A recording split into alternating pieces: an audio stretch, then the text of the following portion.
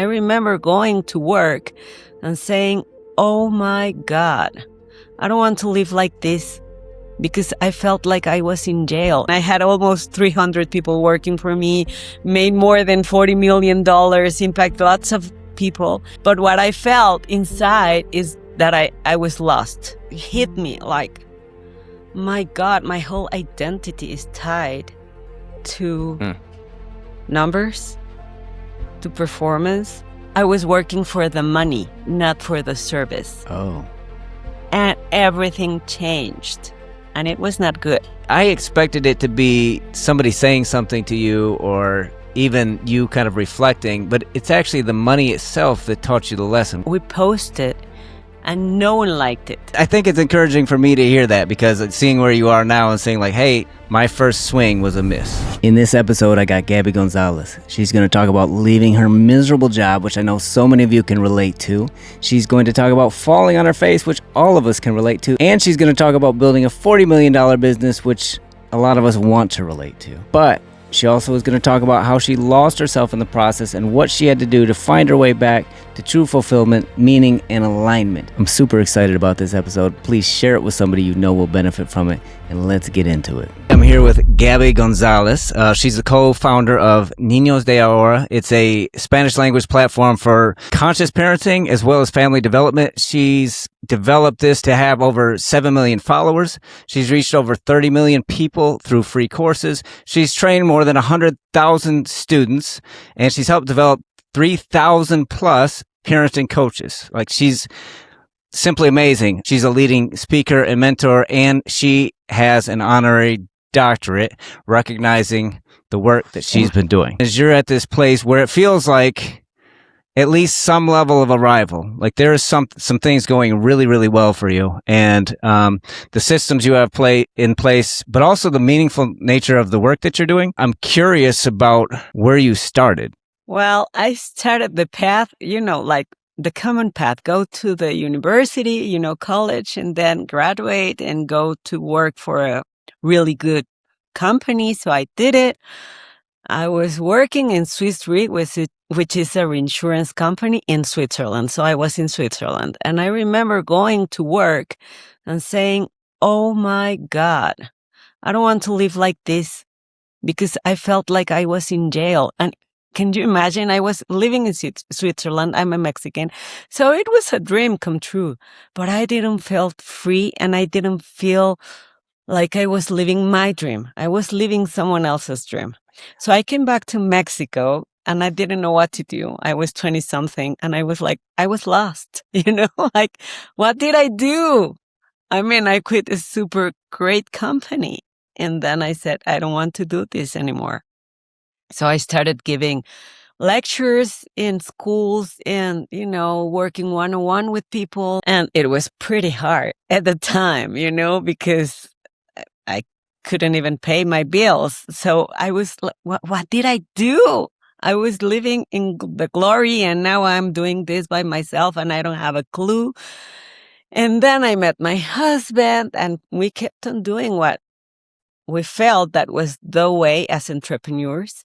We started this company offline, helping people, giving coaching one-on-one to people. I had my first son.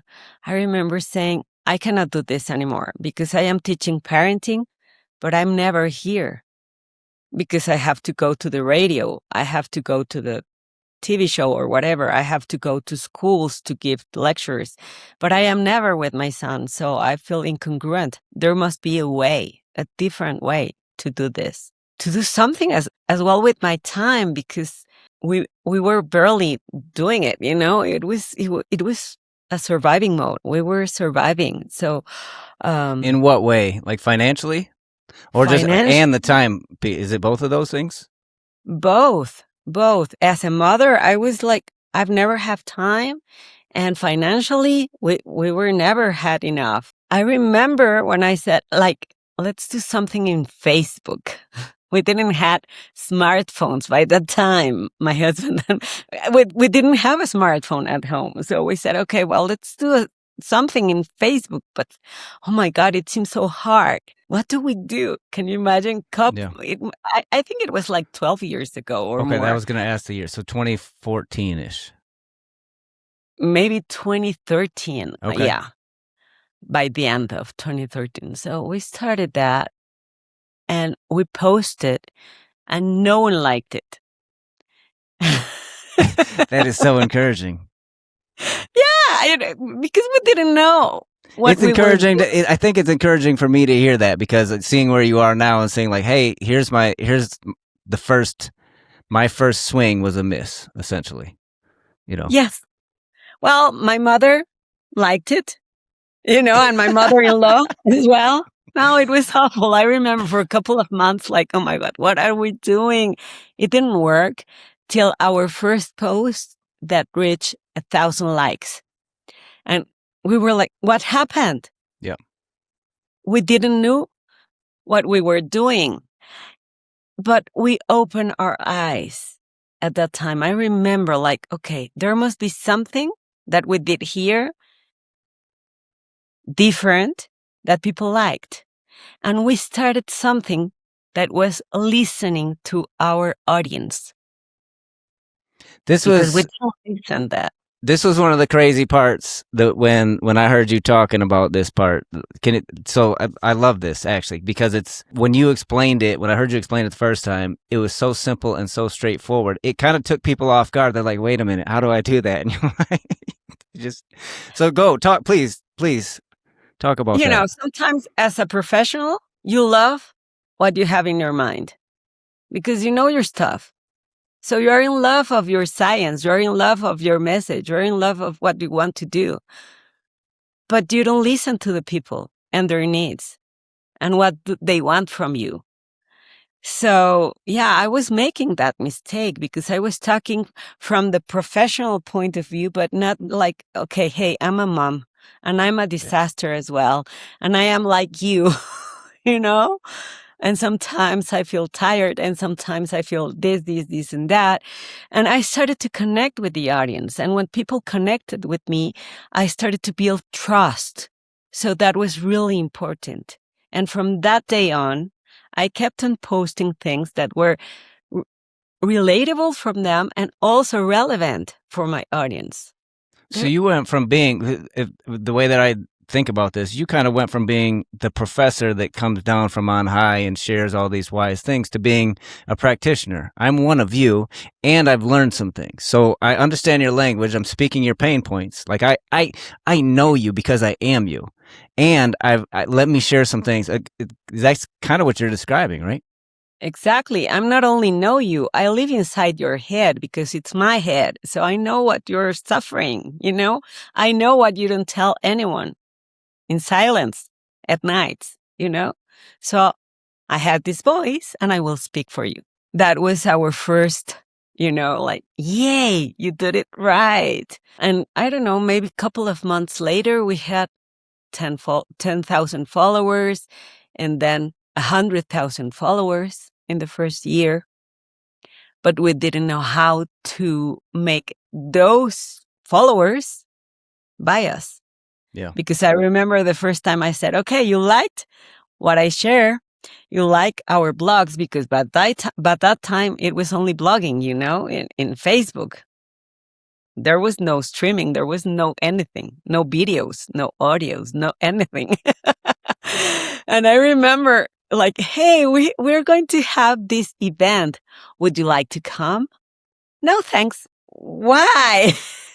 You liked our stuff. Why So don't you come? where were you all? Are you still kind of the same financial struggle at this point? You're putting out content. Are you doing any better? Because I'm wondering how that feels. So you're building this thing, and part of the reason you're building this thing is because you need to free up some of that financial strain, and you're getting some momentum here. And so now you push like, okay, here, this will work. And it doesn't. How did that feel? And how do you keep going? It was frustrating. I had a couple of more clients because, like 3 or 4 people wanted to have therapy with me, but it was not that much. So it was pretty scary at that time. But, Yeah. you know, I have something, and it's like I believe in myself and I believe in the process. And my husband does too. So we were a great team because when I was in doubt, he said, "Hey, no, come on." And vice versa. We were like a great team at that time. Well, we still are, but that was good. And the first time we started selling something to that audience, the audience reacted and they say, "Why are you selling me something if you're giving for free your advice? So I don't Interesting. want to buy from you." We were so frustrated. We were, yeah, like, now what? We didn't know there's a way. And there's strategies, tons of strategies, but we didn't know at the time. But we found our first mentor. That was a good thing. And he taught us many things, and we started applying them. And I remember our first, it was like a lunch, because it was not a lunch. We did many mistakes at that time. I mean, we did something weird, like a Frankenstein. But at that time, we had our first opening the doors with the marketing strategies that we got at the beginning. And we got 100 clients in 1 week. Oh, wow. What was Then we what was said, different? What was different? we follow strategy. We didn't follow it the right way. We made tons of mistakes. But you had a Tons. plan, and somebody that helps you kind of craft a plan together. What was it about that? What was the particulars? Just even though you did it wrong, what were some of the things that stood out? There was a difference between what you had been doing and what you did that time. Okay. The first part was that we film ourselves in video. We didn't even know how to record by the time. I mean, our equipment was pretty bad. I remember that. And we have team members in our company, like 4, and they didn't believe in what we were doing. So we didn't, they were like, no, we are not going to do that. They were pretty nasty at the time. Like, they were tired of our trying to do something good. They didn't believe in the process as well. So we record 3 lessons. My husband and myself were doing that lessons, and we delivered those lessons like in a week. They had a specific components, mental triggers, and things that we had to say in that videos, and they worked. They worked beautifully. I mean, 100 students for the first time in our lives. It was like, okay, there must be something. So I remember that day that we started like, okay, let's commit. So I don't exactly remember how much we earned. I think it was like $7,000 or something like that. Maybe $10,000. Don't remember exactly. And I remember his workshop costs $2,000. And my husband said to me, let's buy it. This is the mentor. Yes. Okay. And I was so scared. Like, come on. This is our first real earning. We're not going to. It was too much, $2,000. We're not going to invest that kind of money because we were struggling at that time. Yeah. And he said, I don't care. You can be as scared as you want, but I do believe in investing in ourselves. Yeah. So let's start it. So we bought the workshop, the $2,000 workshop. We studied it like crazy, as fast as possible. And then what we did was we applied what we learned really fast. We are like that. We apply things like that. And what happened the second time? We did the same, but we did it right. I mean, we had the processes. And I remember we earned like $40,000 the second time. Like, okay, it worked. It wasn't perfect, right? Am I? No, Right. It wasn't because this is only like we're kind of at stage 3 in some ways because you had something that Like nobody would buy. Then you do something, and you get 100. You're growing, but you're still not at a place where you're just trying stuff. So you're studying really hard and you're applying. And I guess part of why I'm asking that is because it seems like, I don't know if you weren't afraid to make mistakes, but you just like your belief overcame that fear. Like, we're going to make mistakes. We're going to make mistakes. It's not going to be perfect, but the only way we get can you talk about that? What people would call failures. Do you even think about them as failures? Do you just think about them as growing opportunities? Where did that, because a lot of people I think will stop there. Just like, ooh, that, like, nobody's buying. This sucks. Yeah. I'm going to go find a job. Or I don't believe in failure. okay. This is part of my mindset. Like, there's no failure because you're learning and you're going to make mistakes, but it's not a failure. And I am not a failure. I'm just learning. And that's part of the process. So I will make mistakes. This is part of the process. Was that from childhood? Like, did you just grow up thinking like that? Because a lot of people don't think like that. How do you get there? I don't know. I think this is the way I've been raised or something. I don't know. I remember myself being 6-year-old and I loved to sing. When I was little, I sang. I loved it. And there was this contest and I sang for the contest. And I came home and like, Mommy, I'm already in this contest and I will sing in front of 1,000 people and it will be great. And my mom was like, oh my God, what did you do? And I was like, I want to do it because I don't know. It's fun. It's fun. Life is supposed to be fun, even when you make mistakes. Yeah. This is part of life, And sometimes you will win and sometimes you won't. And that's okay. But you were always going to learn something. You are always going to learn something. So it doesn't matter. Actually, you know why I was working in Switzerland? Because I was working in a company in Mexico and the company had a merge with a Swiss company. And I remember the Swiss people came to my company and they only speak in English and asked, can you see? I don't speak English. This is not my first language. I make a lot of mistakes and I don't care. And I remember my boss, her mom was from the US, my boss. So she speaks really well. She spoke really well English. Mm-hmm. And I remember that they invited her to the meetings and she said, no, my English is not perfect. And I said, no worries. I will go to the meetings with my dictionary because we didn't have cell phones at the time. I don't care. And I was with the dictionary like, what did you say? Okay. Oh yeah.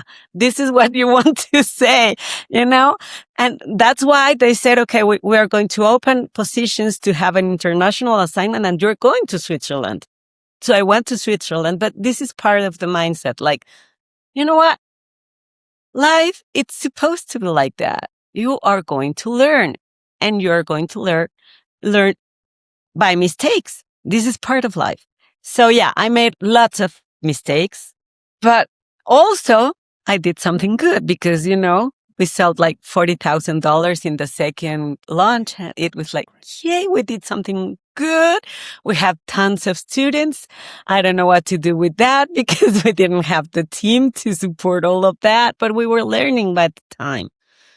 So, are you still working with the same people? The people that said, hey, we don't believe in this, are they still part of the system at that point? No, they're not.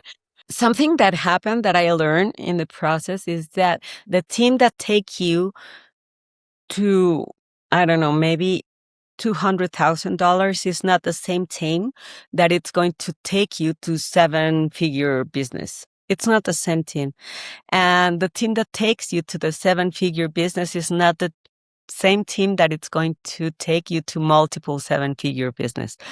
Because we are all growing together. So we need different skills, different mindset, different everything. And some people are going to believe in you. Some people are not going to believe in you. Some people are going to say, yes, I'm go all the way. And some people are going to say, I see opportunity here. Let's do this for myself. And they are going to take advantage of it. This is part of life. I was pregnant with my third child. And in this live event, they had an offer. And the offer was maybe $12,000.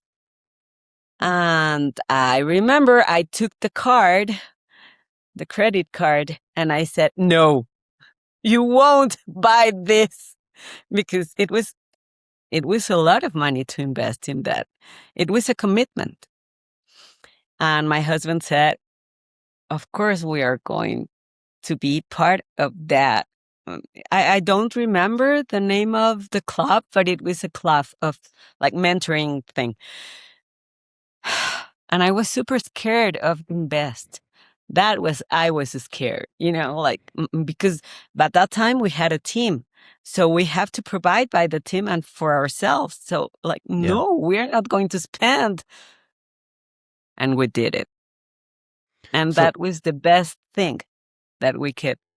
Yeah, the best thing that we did. So you don't have any fear of making mistakes. You did have a fear around finances. Yes. Yes. And is your solution just to make more finances? At that time, that was my solution. Would you have a different one now? Like, what would you say if you could go back and talk to yourself? What would you have said about that? Yeah, like start learning about finances and start working in your inner issues about money. Okay. And what were yours?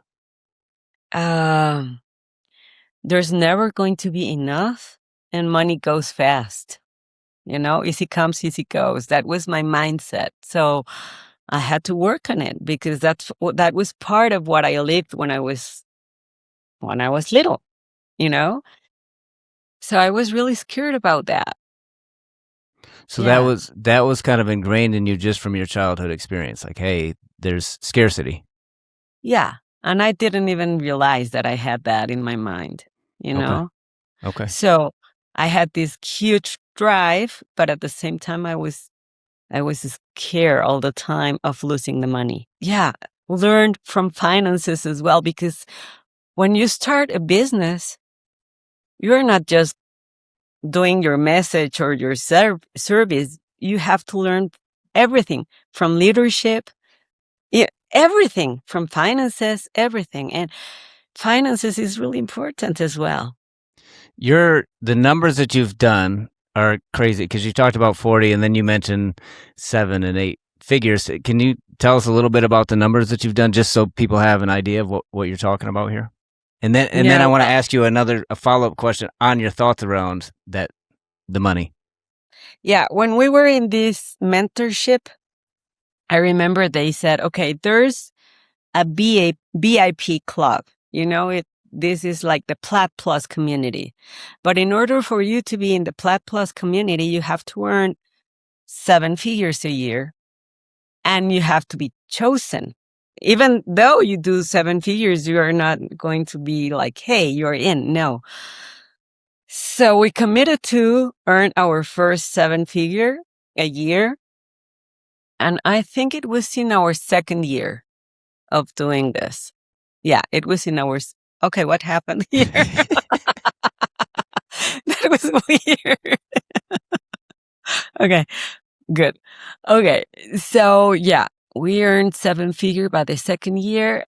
And by the third year, we did our multiple 7 figure year. And I remember the first year they said, no, you're not allowed to come to the Plat Plus community yet. You're not ready. You have to build many skills.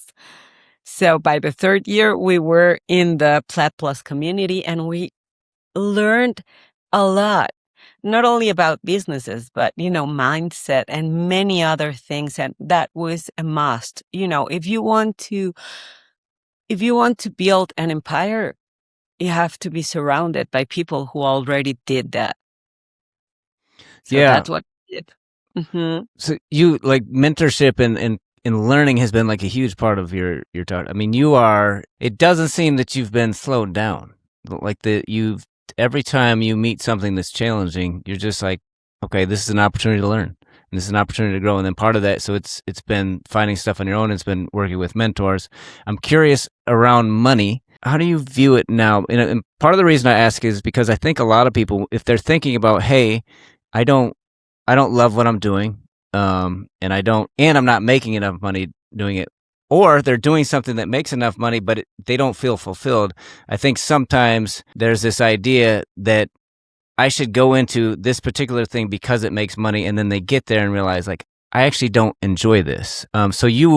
Which it sounds like that's part of what was happening in the beginning in Switzerland. You were making better money, but you were kind of dying inside. How do you talk to somebody about where money fits in terms of their mission, if that makes sense? Because you're doing something that's full of impact. Money is a natural byproduct of serving people well and of having good strategies. But some people, I think, get it like, oh, money is the goal. And that's going to be the thing that's, if I just figure out the right thing to do, then I'm going to get money and, the audience will be there. Okay, for me, serving was really important at the beginning. And this is important for you to listen, because for me, at the beginning, serving was the purpose. I was all about the message and the transformation, because I am in the therapeutical niche, coaching and development, personal development.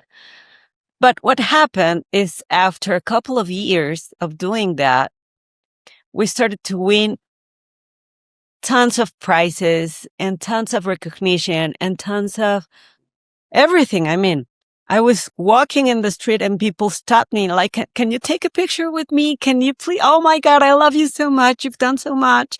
And something started to change here, because, of course, you're earning lots of money. You're having lots of impact, and you're starting to see yourself different. Your identity shifts. And what I'm saying here is that, I don't know, maybe the 7th year or something of working in this company, I was working for the money, not for the service. Oh. And everything changed. And it was not good. You got in it for the service, and then the money side kind of took over. Yes, of course it did. I remember I was doing an online event.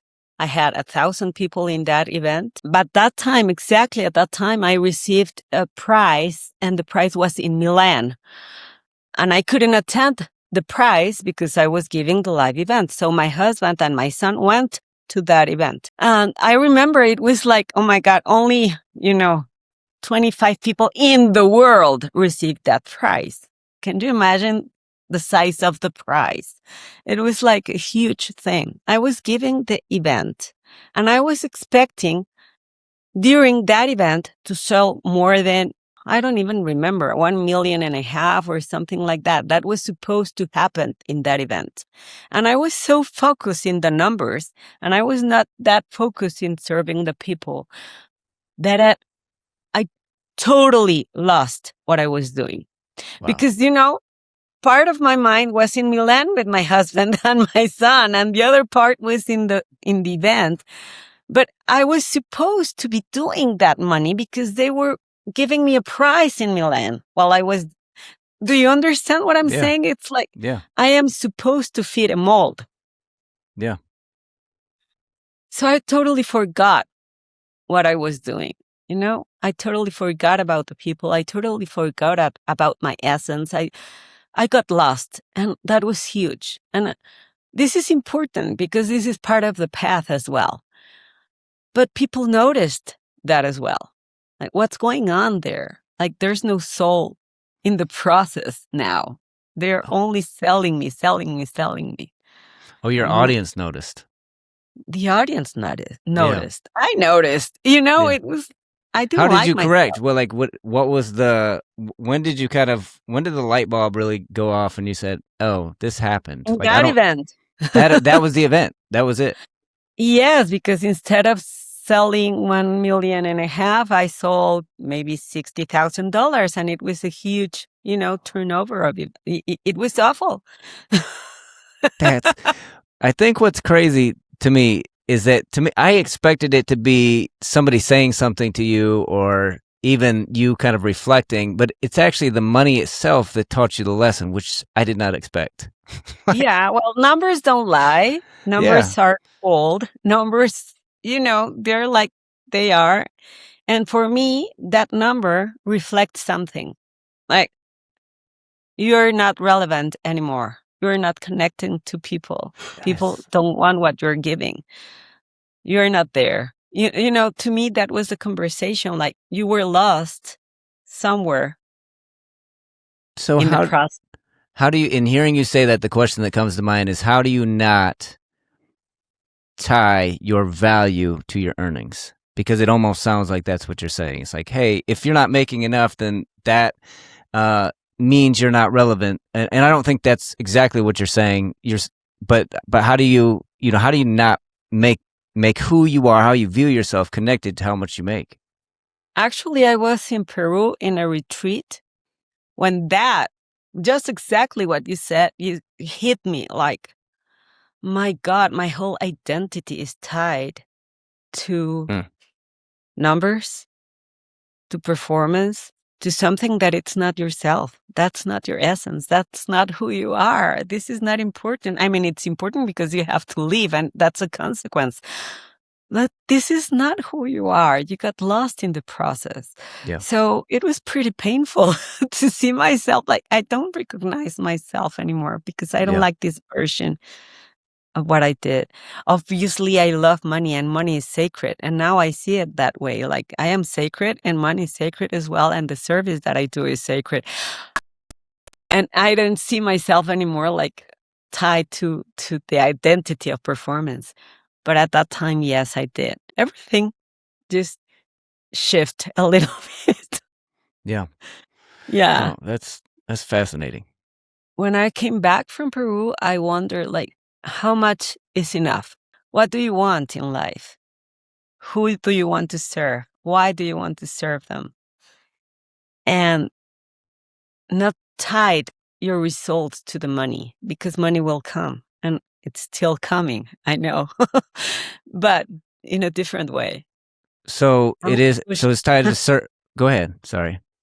No, it's just I'm not pushing anymore. Yeah. It's tied to service. It's tied to impact, and it is how I view it. I view it as a natural byproduct. When you are serving people well, which is kind of what you've been saying, like when you serve people well, the money will be there. It'll take care of Yes. itself. I want to tie this back to something you said earlier. You left the what you were doing in Switzerland, and then you just started teaching, immediately. So you kind of did you always know that's because that's still kind of that's what you grew into? I mean, you came back and started doing it for a little of nothing. Was that the place you just had a sense like this is where I'm supposed to be? Yes and no. I've always known that I am really good at speaking and communicating things. I like it. I love it. I mean, I used to sing. I just swift the way, I use the microphone. But yeah, I'm always being in front of a camera or an audience. But I think there's also this like confusion, if I might say. Like, am I doing what am I supposed to be doing? When you were younger? Yeah, when I was younger. And I think this is part of the path. Yeah. Like, you have to find yourself and find your voice. And I think most of us struggles in the way, like, am I doing the correct thing? Am I doing what am I supposed to be doing? Yeah.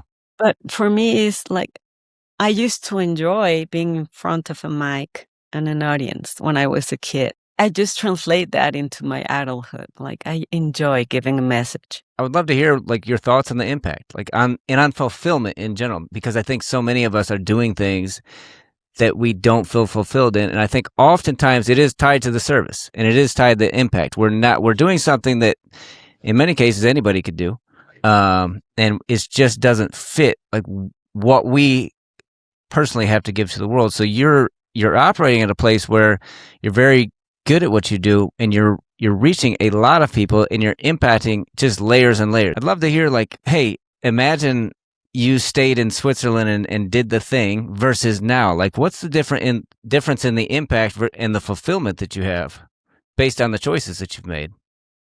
Okay, this is a recent example.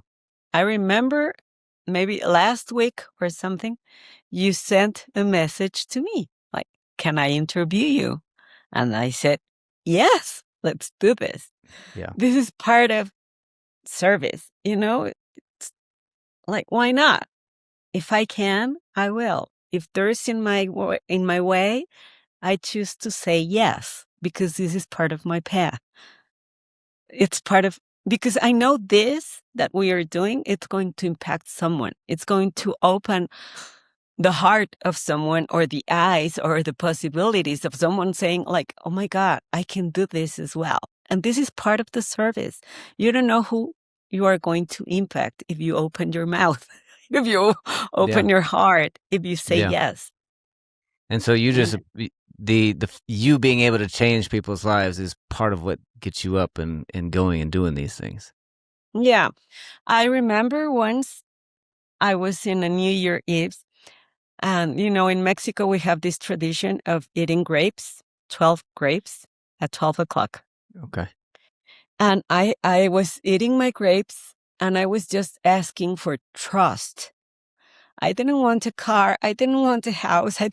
I was, I was hoping to trust, this year is going to be the year of trusting. I didn't even know in what, Yeah. because I was super scared. And it was many, many years ago. And I was doing a meditation, and then I received this beautiful message. And in the message, it says, it came to me like, if you want to trust, then you have to open yourself to receive, light, whatever you want to call it. I felt Yeah. it like light, like, like open yourself to enlighten your skills, your gifts, and give it to the world. So I felt this light coming through myself to my heart and then to my arms to the world, like Yes. give it to the world.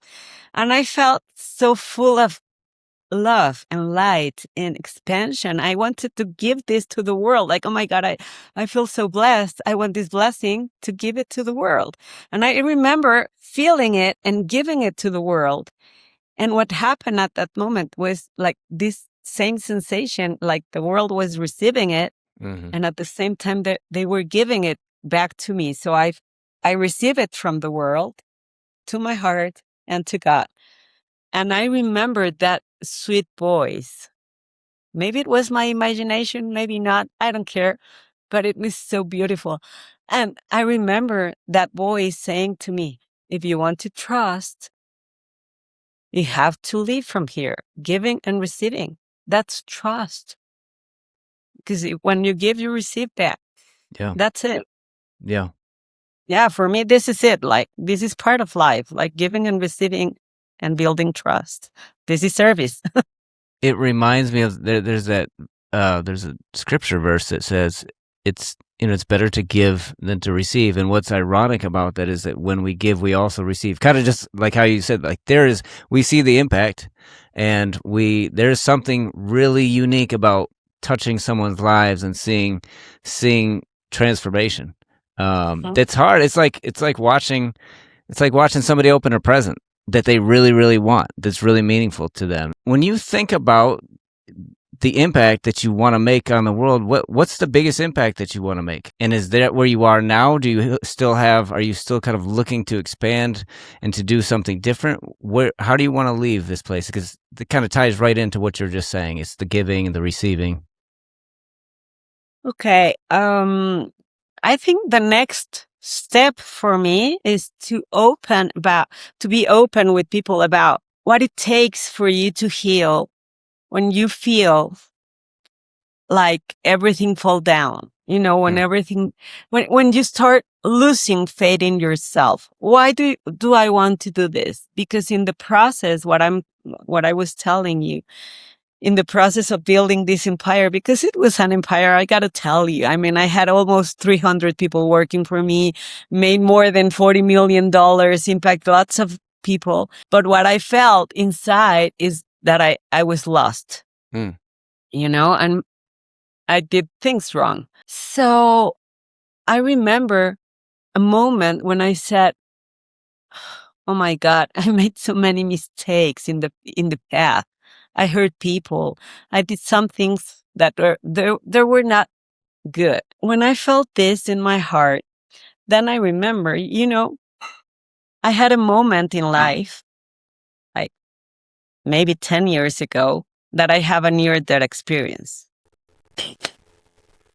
10 years ago. You had I a think. near-death experience. Yes. Okay. And in that near-death experience, I saw why I chose to live the life that I chose when I was a child. And it was a really tough decision. I mean, really tough.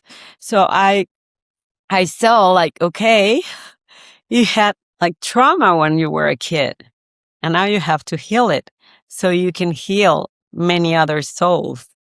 And I haven't done that part yet. You've done the inner work on that. So you've done it with yourself. You found healing, and now Yes, but I you haven't. want to. Okay. Mhm. I want to do it with people. So what I've seen is that in my journey, also building this empire, I did stuff to myself to remember, like, hey, you're in the wrong path. you know. Now it's time to heal these wounds for yourself and for others. So I've been doing that, and I think that's going to be my next step. It's close to my heart because I've been processing so much of that recently.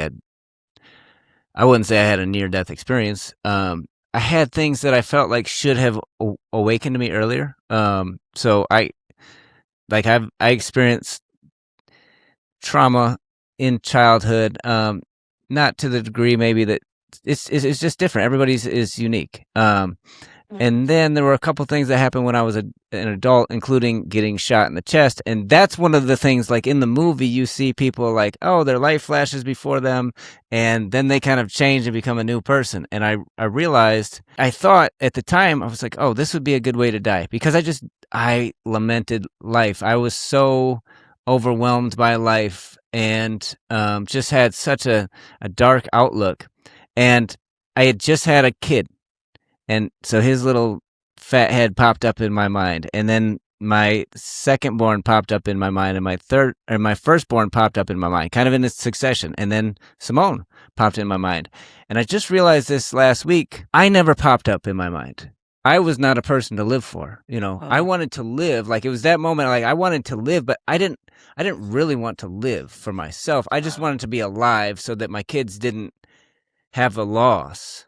So that my wife didn't have a loss. And so what you're talking about is, it's powerful. And as I've been reflecting on it, I've been able to see, like, oh, it's such a universal experience. Some people, they don't, it looks different, and not everybody knows it's there to that extent. But the way in which we operate and the way that we form our thoughts and the way we perceive the world, it's been so subconscious, and we act out of it, but there's so much pain that people carry. And oftentimes it did start when they're very young. And so, again, back to this idea of the practitioner, when you've been there, it's like, man, I'll go with you, Gaby, because I know you've been there. I can hear you speak the language of pain. I can hear you speak the language that you really understand where the space is.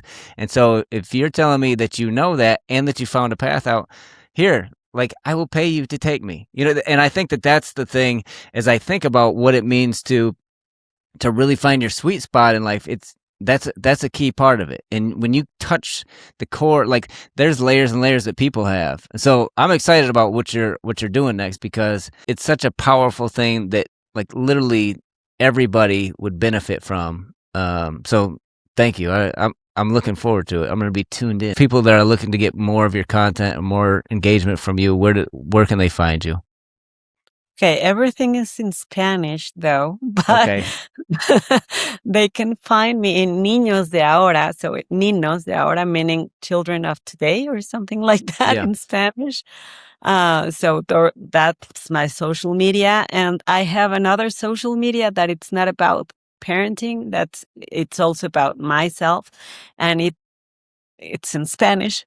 It's Yo Abundante, meaning I am abundant or something like that in Nice. English, but in Nice. every single aspect of life.